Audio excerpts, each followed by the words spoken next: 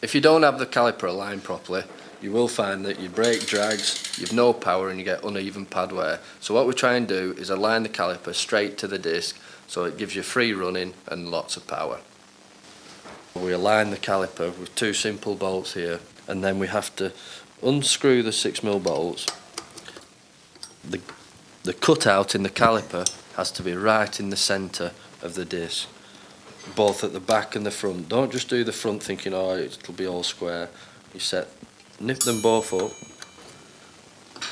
May take a little messing about with, but it's really important to get them central, because you'll notice, especially with new pads and new discs, once they're running through the pads, they will catch if they're slightly out of line. So there, nip them up now. Once you've fastened your caliper on all nice and straight, you pump your lever, then you may find that you just spin it, it might just catch a little bit.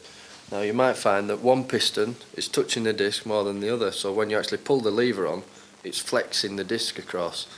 So by centralising, we're trying to move the pads so they're both even.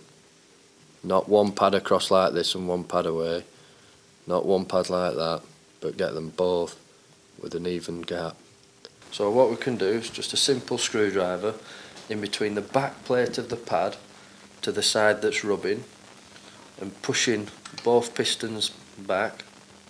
Now, so as not as to damage the piston or the pad compound or the disc surface, we just gently place a screwdriver in the back plate to then move this piston back in.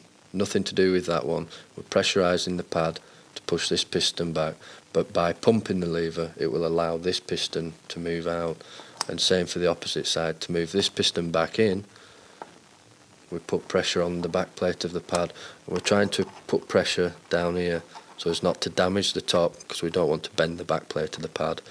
You might have to have a few goes at it just to understand how it works, but then when you do, you'll find you have a better lever feel and also a much freer running wheel.